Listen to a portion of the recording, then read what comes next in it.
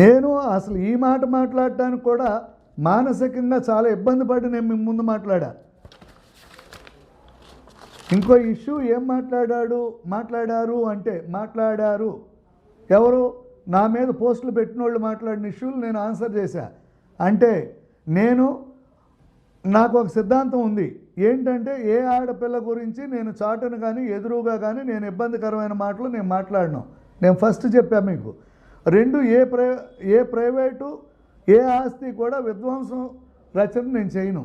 3 ఏ వ్యక్తిత్వం మీద నేను మాట్లాడను. కానీ ఈ ఎమ్మెల్యే స్పాన్సర్డ్ వ్యక్తి నేను మాట్లాడినోడిని నేను క్లియర్గా మాట్లాడా. ఎమ్మెల్యేని కానీ ఎమ్మెల్యే ఫ్యామిలీని గురించి కానీ నేను మాట్లాడలా. నేను చాలా బాధపడుతున్నా. నేను జనరల్గా ఏ ఆడపిల్లల గురించి మాట్లాడను.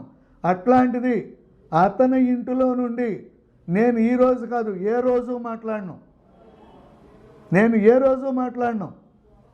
అది నా చెల్లెల కుటుంబం. నేను మాట్లాడను. వాడికి ఆ భేషజాలు లేకపోవచ్చు. రాజకీయానికి తల్లినైనా కూతురునైనా వాడుకోవచ్చు అతను. కానీ నేను అంత దిగజారిపోను. నాకు ఒక వ్యక్తిత్వం ఉంది.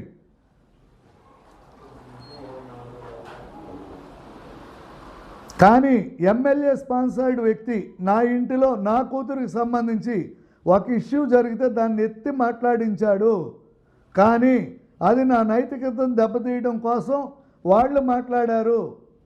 వీడియో పెట్టినోళ్ళు ఇతని గురించే మాట్లాడితే నువ్వు మాట్లాడావు అనేవాడిని, లేదా వీడు మాట్లాడాడు అనేవాడిని. అసలు అతని సబ్జెక్ట్ ఎక్కడ వచ్చింది? ఇక్కడ నా నైతికత దెబ్బతినే పరిస్థితి నా ఇంట్లో ఏమీ లేదు. నా కూతురు నా రక్తం పంచుకుని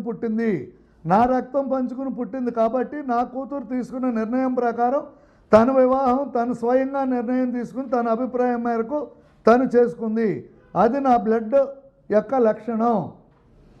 కానీ కొంతమంది పిల్లల్లాగా ఆడపిల్లలనలా నేను కూతుళ్ళనలా పిల్లల్లాగా నా కూతురు పక్కలు మార్చలా. అరే రాస్కో ఎవడయ్యా రాస్కెల్?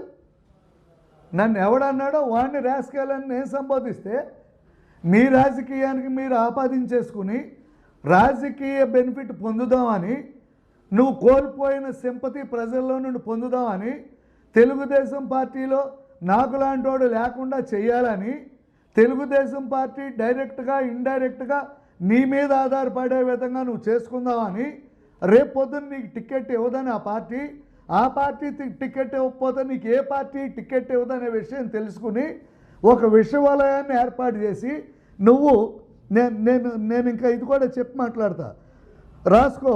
మీరు నా ప్రజెంట్ తరం గురించి మాట్లాడితే మీరు నా ప్రజెంట్ తరం గురించి మాట్లాడితే ఎవరాళ్ళు నా మీద మీడియాలో మాట్లాడిన వాళ్ళని ఉద్దేశించి నేను మాట్లాడా. నా ప్రజెంట్ తరం గురించి మాట్లాడితే నేను మీ యొక్క 3 తరాలు వెనక్కి వెళ్ళి మాట్లాడతా. మీరు తట్టుకోలేరు. వ్యక్తిగతంగా మాట్లాడటం మాని ఇష్యూ బేస్డ్గా మాట్లాడటం నేర్చుకోండి అని చెప్పి నేను చెప్పా. దీనిలో తప్పేముందో ప్రజల్ని ఒక్కసారి గమనించమని చెప్పి నేను మీ ద్వారా ప్రజలందరికీ నేను విజ్ఞప్తి చేస్తున్నా.